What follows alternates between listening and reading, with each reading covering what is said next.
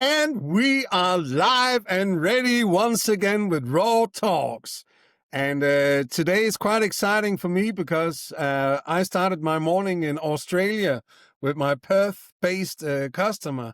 And now I have moved a continent to Africa, to South Africa, to be speaking here with Matt Wheeler-Barrett. Good day to you, sir.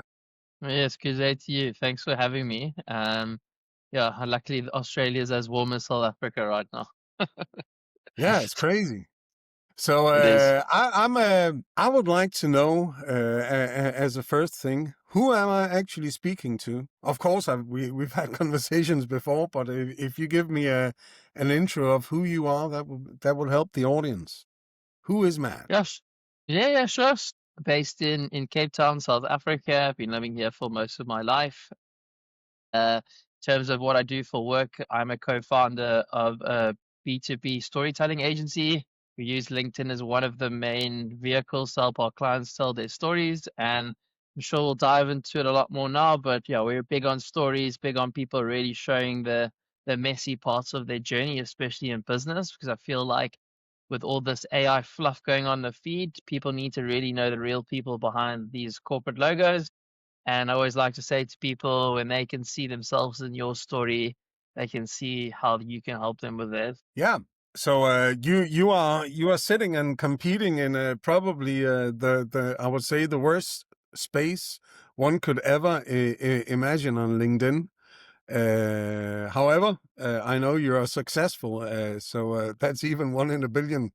And I no, and I'm saying that because I don't think there's anyone listening to this who doesn't get poked by 1, 2, 3, 4, 5, 10, 20, 30 Indians, Pakistanis, or whatnot, Nigerians, who all have become specialists on how to retrieve leads on LinkedIn. And I'm actually having this conversation because it's so hard to cut through the noise. It's hard to find those few people, I would say, out there who are really raw. And I learned in our last conversation that I'm actually speaking to a real raw person, not least due to your journey. You've been around the world as well, and what happened? Yeah, so I originally moved to South Africa when I was younger. I was originally from the UK. My mom remarried. And then with my mom and dad here in South Africa, fell in love obviously with the country. Well, I was a child, I had no choice, I had to go. But no, jokes aside, had my schooling here, then moved to Cape Town because I was from more of a smaller town down the coast. And then from just being in Cape Town, it's you could say it's the biggest space in South Africa, or arguably Africa, for startups where they come from, but more specifically South Africa. A big high volume of startups are founded in Cape Town in South Africa, and I just thought that essentially, yeah, by spending time with people that are doing things really cool in this tech space and doing things better than me, I always wanted to learn from the best in the business, but also learning at a young age to push your ego to one side because you have these people that think they know everything. Meanwhile, every single person knows something we don't know. And that's what my parents always taught me. And I, brought that philosophy into my working life. But yeah, essentially went back to the UK for a bit as well during lockdown, had a startup that didn't work as well as expected, then landed myself into a full-time agency job in the UK. Fortunately, with the lockdown and everything, with anxiety, depression, and just not being used to the way of living in the UK, let's say lack of outdoor activities and not having my friends, did go down a bit of a deep, dark drinking hole in the UK. And through that, eventually pulled myself back out, got back to South Africa, did my job in from the UK remotely, but unfortunately, just with the way the world was going in the UK with the war and everything, I do appreciate that it would have been more valuable for them to have had me on the ground there. So I lost my job about 3 years ago now, which then pivoted me, or let's say spurred me on and gave me the kick to start my own thing again with my co-founder Matt. And yeah, and now we are where we are today, There's two and a Matt half and years Matt. later. That's a maths, and we have about 7 maths as clients as well. So just makes it easier so no one forgets everyone's names, you know? One That's less a detail to have to remember. hello, Matt. Oh, that's amazing. So that's interesting. Many people don't speak of their falls in life. You said you had a depression in the UK. What happened? No, I think it was just from not having too many friends and then going into the lockdown with limited ways to go meet new people and, stuck inside all day. I think naturally anyone would struggle with that situation if you didn't really have many people to lean on. Yes, I had my family, but at the same time, I think when you're a young adult wanting to put yourself out there in the world and you're wanting to create cool things, it feels very isolating and limiting that you can't do anything about it. So it just unfortunately drew me down a bit of a dark hole. But at the end of the day, it's who it made me So today. you started And I drinking as think, well. Is that what you're saying? well, look, I always go for drinks, but maybe I just started going to the pub more than expected because it was just a easy escape, a easy, way to just delay the problems. But then eventually, yeah, it all came back to South Africa, got my shit together, let's say, and with with that came good things. And I think, you said lots of people are afraid to share their failures, but from me being really transparent with how the UK affected me, how it created, mental issues for me, that allowed us to connect on a much deeper level with one of our first clients. And yeah, they still are our client today, one of our biggest clients too. So they've supported the financial journey, through the hard times. We've always had one of those really solid pillars in our clientele. But I feel that would never have been achieved if you aren't vulnerable with people, if you aren't actually genuinely being the human you are today. And especially on LinkedIn, everyone's trying to polish their posts, make it look perfected. But at the end of the day, that's false. And almost feel like perfect is the new imperfect, or it's not actually real because everyone's just putting this AI facade over it and essentially hiding behind all the success. Meanwhile, I think if you are really raw, and that's why I love the love the name of this podcast as well, you may upset some people. Some people may think you're weird.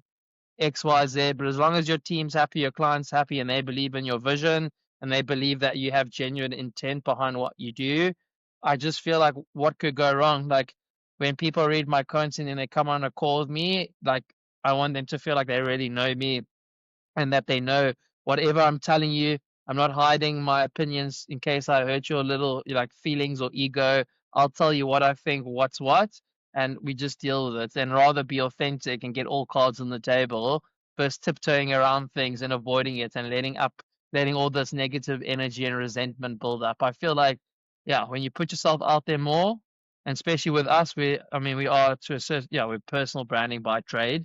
You have to put yourself out there. Otherwise, who's going to know about your stories or the amazing things you've done? But you should see your failures as a stepping stone to success, but also a stepping stone towards allowing people to have a much deeper level of trust within you. And I think I'd rather invest in anyone that's failed and then got up and succeeded because it shows they pushed through the hard times. They got knocked down a few times, but no matter what, they didn't give up. Like that's way more important than looking all perfect and not ever making any mistakes or failures in your life. No, I fully agree. Actually, my first American investor I had many years ago. We were talking back and forth trying to close the deal, and at some point we met for a beer, and out of the blue I said, and then I tried to go bankrupt, and he said, "What? I tried to go bankrupt once," and he said, "Why didn't you tell me about that before? We could have closed this deal 3 months ago." And then we closed the deal.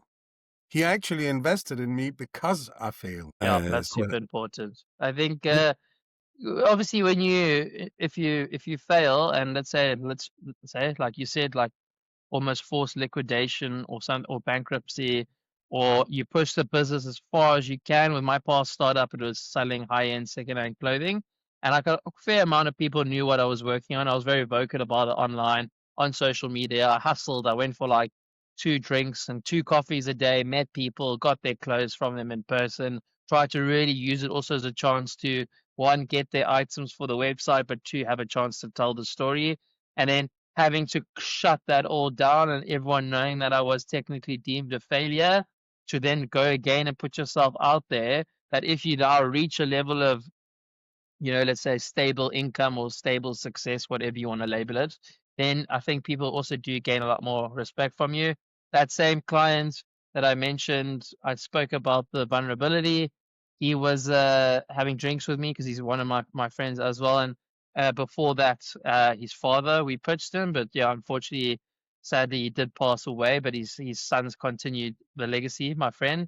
But he reminded me when we were having drinks this weekend saying, Matt, the thing I've always appreciated about you and where you are now is you've gone through so many different things. I've seen you constantly fail or get screwed over, win a bit somewhere, lose a bit more, but like you're here now. And he fully forever trusts me. It's actually to the point where on his LinkedIn, I can post anything without him even looking at the content. He just lets us run with his account. Yeah. So because you're good, of course. That's the only Well, reason. the team is good. It's not just me. But yeah, we're all putting in our dues to make a overall good effort. Yeah. So you've been doing this agency for 3 years, you say? For 2.5 years, but Two and a obviously we half did years. a bit of planning in the background before we pushed it live. Technically, since we announced it to the world, 2.5 years. And how big is your team?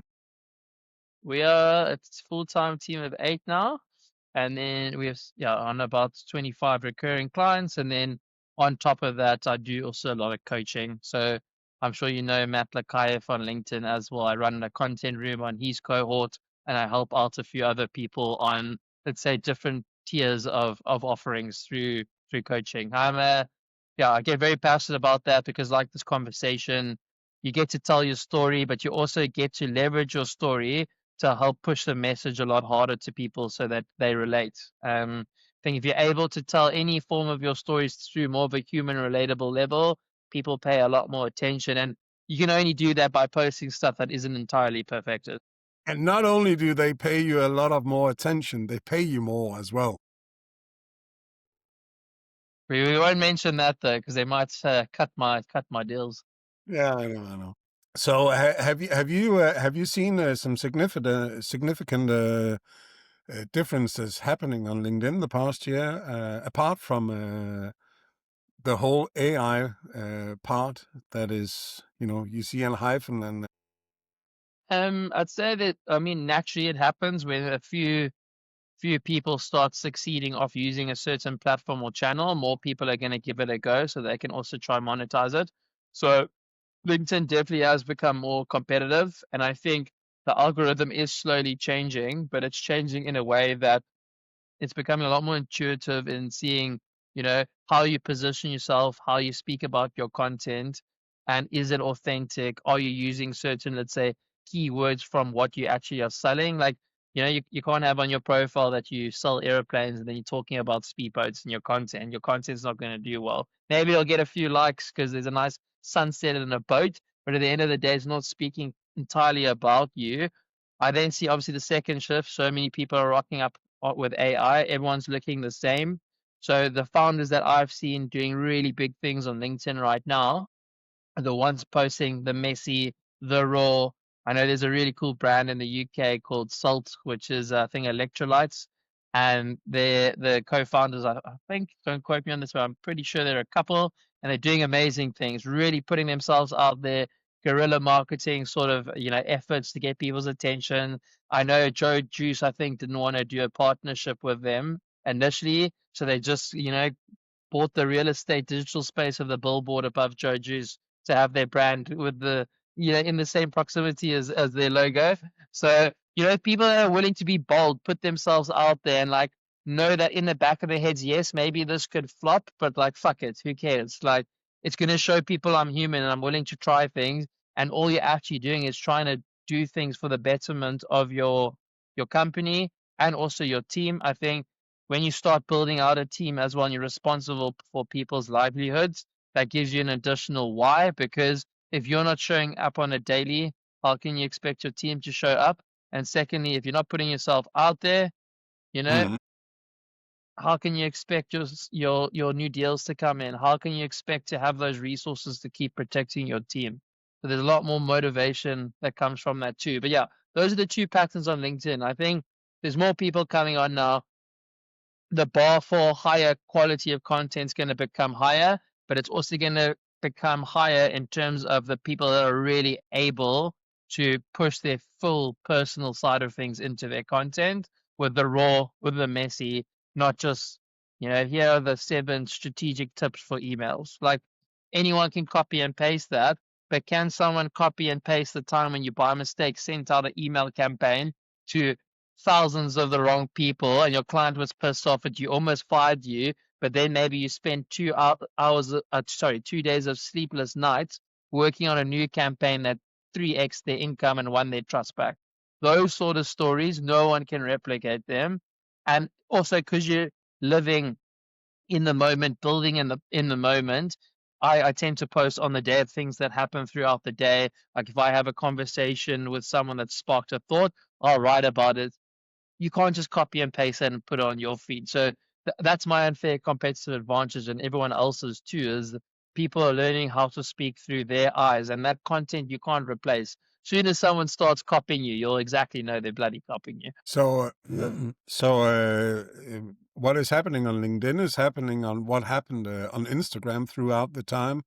In the beginning, you had a lot of fakes, if you may, whereas the real personas coming in, the real influencers,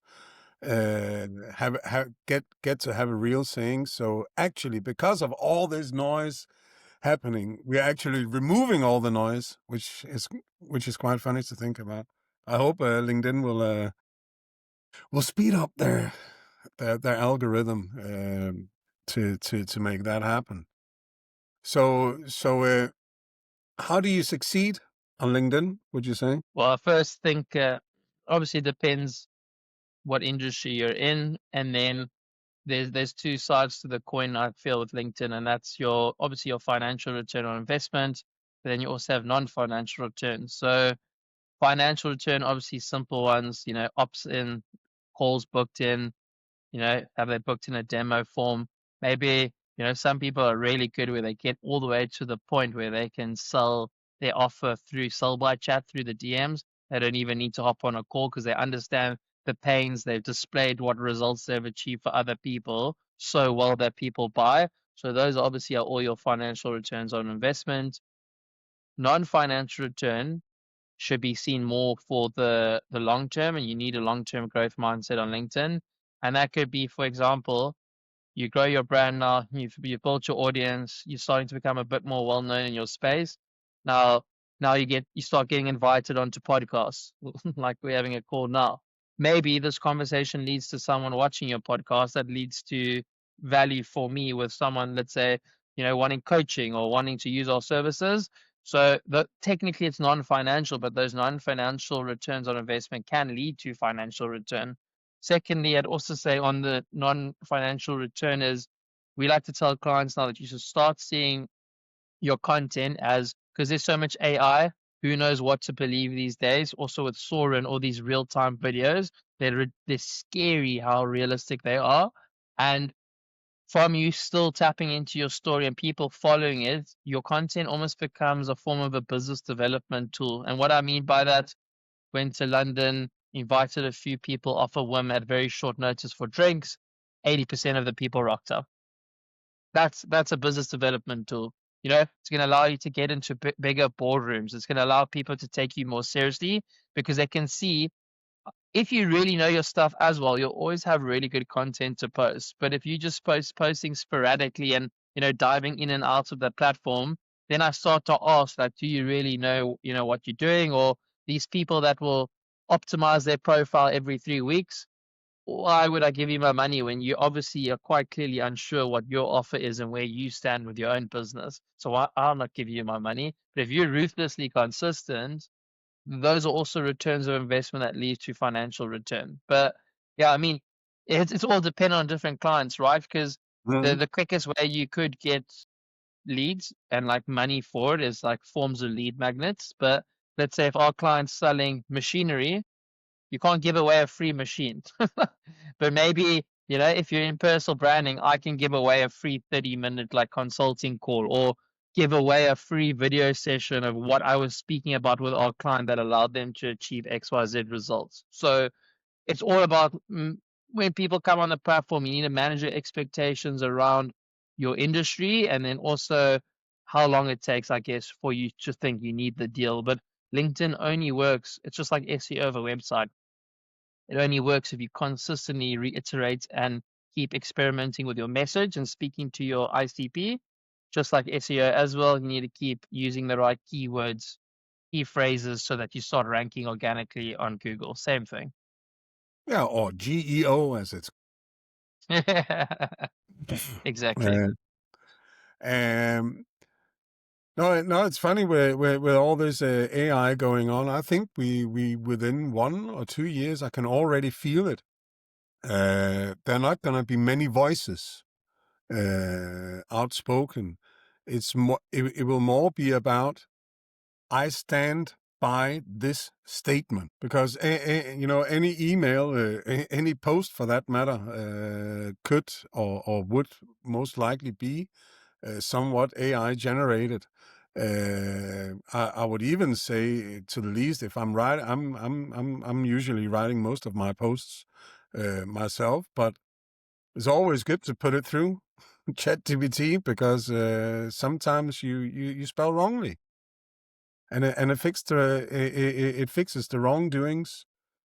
Um, so I completely agree with you that it's all about having a raw voice out there, a real voice that people wants to listen to. And then I'm thinking, what kind of industries do actually, apart from an agency like yours and having a profile like mine, Mr. Raw, what kind of industries excel using LinkedIn marketing, LinkedIn profiling, influencing? I think it definitely has to be more so the companies in B2B, because with high ticket value items and services, there needs to be a lot more trust and rapport built up before, someone's going to give you $1 million for some work, for example. So staying top of mind is super key to help nurture those sales conversations. However, with B2C as well, there are opportunities. And for example, let's use that brand Salt I brought up recently. As they grow their product, they eventually will need things like warehousing. They still will need to attract talent. There are things you can still get on a B2B level that help you serve the B2C market, right? Like, let's say if you've got now loads of relationships with commercial directors and people in the property and real estate space, you're going to probably find better suited dispatch units or warehouses to like produce your product, and Mm, find talent of other marketers that can help you on a B2C level advertise better. I just feel like on LinkedIn, because it's quite a serious platform, you don't see many bots or anything. You have so much access to decision makers, whether it's B2C or B2B. I mean, there's that other Matcha brand as well in the UK. They're either, I think they're perfected or perfected, whichever way you want to say it. But they have great personal brands online on the B2B space too. But I mm, guarantee you, it's helped them with more of their warehousing, their fulfillment, their supply chain. And then on the B2B side, I'm sure they have. I don't look because I don't have Instagram, but I'm sure on Instagram and TikTok they're serving the B2C. But there's always an angle on B2B. But I mean, in our agency space, we help other agencies. We help people that are in the edtech space, people in the out of home space, and then in the packaging and machinery space, because there needs to be big levels of trust with machinery that you're paying like £1 million upwards for. Like, you need to know who's behind those machines, who's the team that's actually building a product that costs so much money, but also is going to speed up the production and manufacturing of my company, so I make more profit for my business. You need trust for that.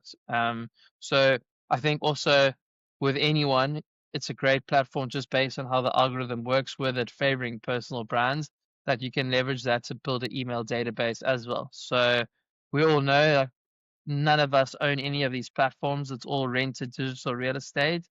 But our emails, those are ours to keep forever. We can do as we please with them. If suddenly a platform goes down, who cares? Let's just message our fans on our emails. So I think there's always a strategic angle to LinkedIn, especially because it's become a lot more social. I almost believe any business can leverage it.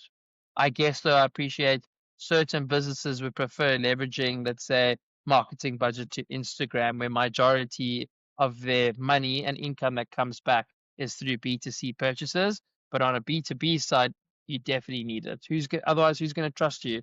How are you going to also, how are people going to know about you if you're not putting yourself out there? Yeah, you can do a company page and a sponsored post, but do people really connect with that on LinkedIn? Like, no. Makes sense. Every Okay, time I so see one, I tell yeah, LinkedIn that it's annoying. It's annoying.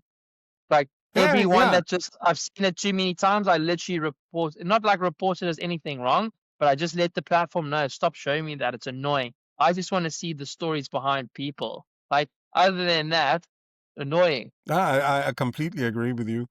Um, and it's funny the more technical we get, the more tech we get with AI and blah, blah, all these things. Uh, One thing it always come down to in the end is storytelling.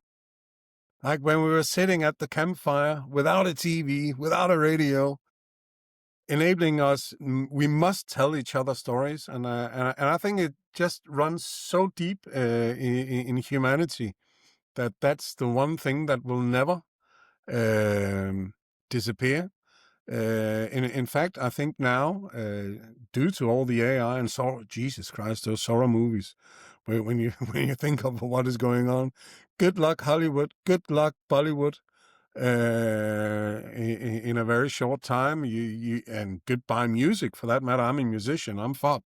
Yeah, but I still think in the world there'll always be purists. Like I always want to go to a rock concert versus listening to some AI generated shit. Like there's, and I think with personal branding as well, people will always still need to know a few of the key members behind it. Otherwise, like what? Like name it Netflix, Airbnb. Everyone knows the story behind those people. There's your proof. Also, all these bigger companies like OpenAI, PayPal, paying for CEO content writers. There's your sign. It's the movement starting now. But unfortunately, some people are still too, I don't know, stuck up to admit that no, it might just flop or whatnot. Guarantee it won't. Like the more AI there is, we still need that raw element. And like you said, the storytelling around the fire. When I was on a coaching call this morning, one person that was on the call commented that he found with my stories, what I did well is I spoke to their pain points, told them where they are in the story, but at the same time told them about my service, all in just a nice story that had a nice rhythm to it. Not too salesy, not too pushy, but it made sure it touched all the layers that were needed to convey what we do and how it can help you, but through relatable storytelling. And if people can't relate to you and it's just generic AI fluff, you're wasting your time. Amen to that. Ladies and gentlemen, Matt Wheeler-Barrett. What's your company's name, by the way? Unify. Unify. I love that. You are all. Thank you very much. Stay on the line and see you next time. Thanks, man.